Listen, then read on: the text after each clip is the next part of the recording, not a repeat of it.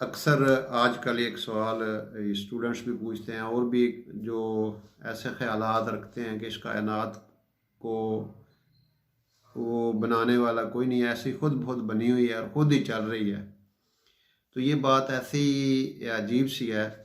کہ آپ دیکھتے ہیں آج کل جو روبوٹ بنے ہوئے ہیں، جو مشینی انسان ہیں، وہ بالکل شکل سے آدمی کی طرح لگتے ہیں اور بولتے بھی ہیں، چلتے بھی ہیں، کام بھی کرتے ہیں، لیکن وہ ایسی مشین ہے جس میں شعور نہیں ہے۔ وہ مکینیکل انداز میں چلتی ہے جس طرح کی ساری مشینیں جو ہیں وہ چلتی ہیں۔ کچھ عرصہ پہلے یہ شروع میں بھی روبوٹ آیا تھا، تو اس کو لندن میں ایک آفس بوائے کے طور پہ آپریٹ کیا جانا تھا۔ تو وہ جب دفتر میں اس کی بیٹری کو چیک کیا جا رہا تھا، ایک خاتون ورکر اس کو چیک کر رہی تھی، تو وہ روبوٹ حرکت میں آ گیا اور سیکٹری کے پیچھے پیچھے وہ جو آفس ورکر تھی اس کے پیچھے پیچھے چلنے لگا۔ اب وہ آگے بھاگ رہی ہے اور وہ پیچھے پیچھے چل رہا ہے، اور اس طرح وہ پورا کبھی ایسے اور سارے دفتر کی چیزیں بھی جو درم برم ہو گئی، مشینیں بھی اور جو تھی پڑی وہ بھی ٹوٹ گئی۔ یعنی گویا کہ اس نے وہ کنٹرول قبول کرنے سے انکار کر دیا جو اس کو انجینئر نے اس کے اندر لگایا ہوا تھا، اور بڑی مشکل سے اس کو قابو میں لایا گیا۔ اب اس دور میں بھی جو لوگ اللہ تعالیٰ کوئی ذات کو نہیں مانتے، کہ وہ سمجھتے ہیں کہ ایک بہت بڑی مشین ہے جو ایسے چل رہی ہے، تو اور یہ میکینیکلی چل رہی ہے، مگر آپ اس کو دیکھیں کہ کائنات کے اندر یعنی یہ جو کائنات چل رہی ہے، خرب سال سے یہ چل رہی ہے اور انتہائی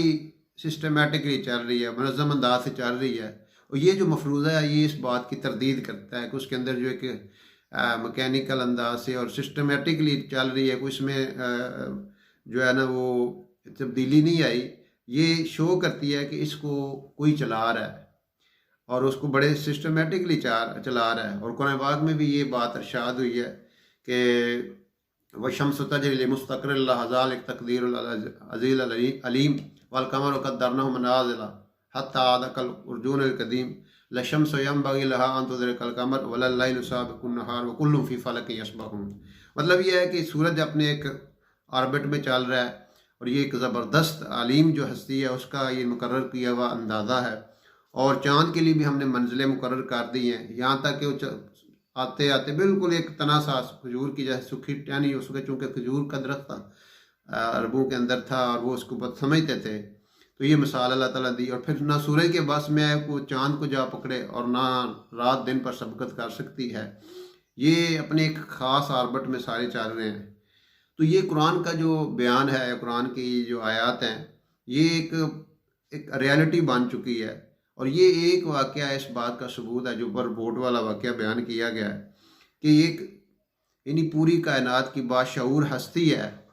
جو اس کو نظام کو چلا رہی ہے، اس کے بغیر کائنات کے اندر ایک تنظیم یا باقاعدگی آ ہی نہیں سکتی۔